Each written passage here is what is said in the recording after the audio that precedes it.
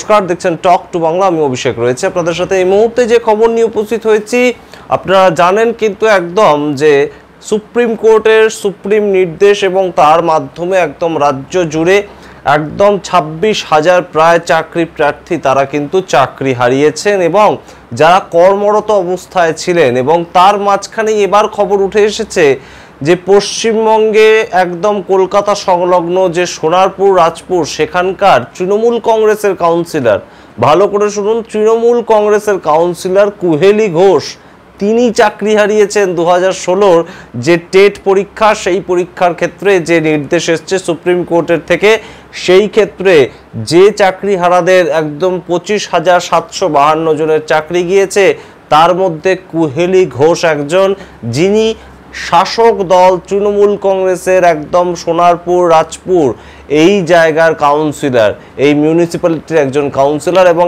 এখনো পর্যন্ত তিনি জনপ্রতিনিধি রয়েছেন। বিস্তারে বলি আপনাদের, 2016 সালের আগে এই যে কুহেলি ঘোষ যাকে দেখতে পাচ্ছেন স্ক্রিনে, সেই কুহেলি ঘোষ তিনি MA পাস করেছেন, তার সঙ্গে তিনি DLED পাস করেছেন, BEd পাস করেছেন এবং বেশ ভালো ছাত্রী ছিলেন তিনি, তেমনই তিনি দাবি করছেন বর্তমানে। এবং সেই জায়গা থেকে তিনি এর আগে অন্য একটি সরকারি চাকরি করতেন এবং 2016 সালের যে টেট SSC টেট পরীক্ষা হয় সেখানে তিনি বসেন এবং টেট পরীক্ষায় উত্তীর্ণ হন বলে তিনি দাবি করছেন। এবং তার পরবর্তীতে তিনি একটি স্কুলের সঙ্গে শিক্ষকতার চাকরিও করেন এবং 2021 সালে যখন কর্পোরেশন ইলেকশন হয় সেখানে তিনি তৃণমূল কংগ্রেসের টিকিট পান এবং সেই টিকিটে তিনি প্রতিদ্বন্দ্বিতা করে তৃণমূল কংগ্রেসের কাউন্সিলর হন। এবং একই সাথে তিনি টিচারিও করছিলেন, একই সাথে তার কাউন্সিলরের যে কাজ সেটাও তিনি করছিলেন। কিন্তু তাল কেটেছিল 2024-এই, যখন একদম এপ্রিল মাস, গত বছর এপ্রিল মাসে 2016 সালের যে SSC পরীক্ষার সম্পূর্ণ প্যানেলটাকেই বাতিল করে দিয়েছিল কলকাতা হাইকোর্ট। তারপরেও আমরা দেখেছিলাম যে সুপ্রিম কোর্টে গিয়েছিল রাজ্য সরকার, SSC, মধ্যশিক্ষা পর্ষদ, বিভিন্ন পার্টি এবং অবশ্যই চাকরি প্রার্থীদের একাংশ। এবং সুপ্রিম কোর্টে যাওয়ার পর একদম তৎকালীন যিনি সুপ্রিম কোর্টের প্রধান বিচারপতি ছিলেন DY চন্দ্রচূড়, তিনি সরাসরি কিন্তু একটা স্টে অর্ডার দিয়ে দিয়েছিলেন 7ই মে 2024।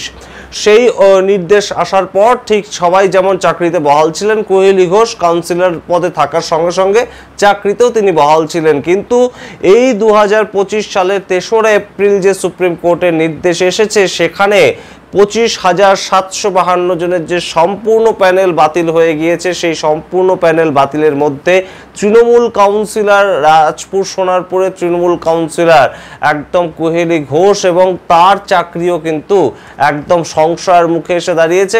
এক কথায় বলতে গেলে তার চাকরি থেকে তাকে সরে যেতে হয়েছে এবং সুপ্রিম কোর্টের নির্দেশ। সুতরাং এই মুহূর্তে সুপ্রিম কোর্টের নির্দেশ অনুযায়ী তিনি বলছেন, আমি শাসক দলের কাউন্সিলর হলেও আমার একাডেমিক রেজাল্ট ছোট থেকেই ভালো, যে স্কুলে আমি পড়াশোনা করেছি সেই স্কুলে আমি প্রথম হতাম এবং অবশ্যই আপনারা আমার রেজাল্ট দেখে নিন, তার সঙ্গে ডিগ্রি দেখে নিন। আমি প্রথমে MA পাস করি, তারপর BEd পাস করি, তারপর DLED পাস করি, তারপর অন্য একটি চাকরি করতাম এবং এর পরবর্তীতে এই সরকারি চাকরিটি আমি পাই। এবং এই যে কথা তিনি বলছেন, এই SSC দিয়ে চাকরি পাওয়ার কথা তিনি বলছেন যে আমার সঙ্গে বিভিন্ন যারা ঢুকেছে তারা হয়তো অযোগ্য, কিন্তু আমি তো যোগ্য ছিলাম।